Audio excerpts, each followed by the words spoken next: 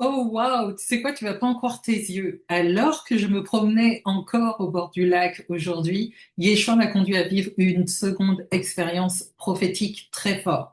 En soi, ce qui se passe, c'est que mon regard s'est arrêté sur une jeune oie qui boitait.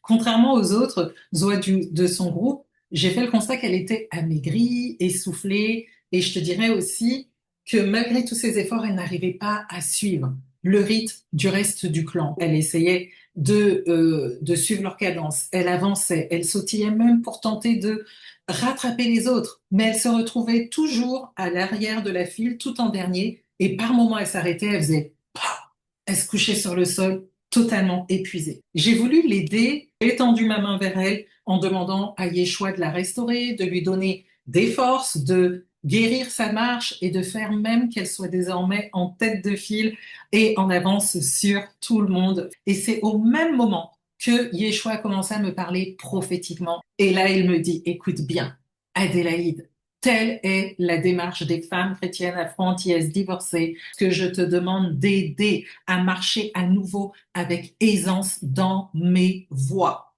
Wow! Tu es une femme chrétienne afro-antillaise divorcée et aujourd'hui tu t'efforces tant bien que mal de reprendre ta vie après ton divorce. C'est-à-dire tu vas à l'église, tu écoutes les enseignements, tu essayes d'avancer et lorsque les autres te regardent, ils pensent que tout va bien. Mais je te dirais, ça c'est quand toi tu te regardes, c'est quand les autres te regardent. Mais est-ce que tu t'es demandé comment Dieu te voit prophétiquement, lui, depuis son trône? Et là, depuis son trône, je te dirais que quand Dieu te regarde, il te voit comme cette jeune oie, chétive, essoufflée, affamée, blessée dans ta marche avec lui depuis ton divorce. Alors oui, tu t'efforces comme si de rien n'était de suivre le rythme de ton assemblée, le rythme de tes frères et sœurs en Christ. Mais aux yeux de Dieu, ta démarche est boiteuse.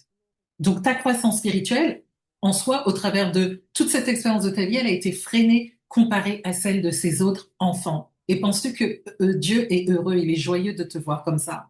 Non. Donc tu avances, mais tu avances blessé. Tu fais des efforts, mais tu es épuisé. Tu connais des moments de joie, des moments de victoire, bien sûr, mais tu retombes. Tu es comme cette oie qui s'arrêtait pour se coucher au sol épuisé. Lorsque personne ne te voit, tu rentres chez toi, tu t'effondres au sol et tu pleures à Dieu. Mais aujourd'hui, Dieu veut te dire au travers de moi que cette marche boiteuse n'est pas le plan qu'il avait préparé pour toi et il veut qu'elle s'arrête aujourd'hui. Ce n'est pas la trajectoire qu'il avait écrite pour ta vie avant ton mariage. Retrouve-moi dans le prophétique Titane Cana et on verra ensemble ce que Satan a fait pour te faire échouer ton mariage. On se retrouve dès lundi 20h. Toutes les informations sont dans ma bio. Je compte sur toi. Retrouve-moi.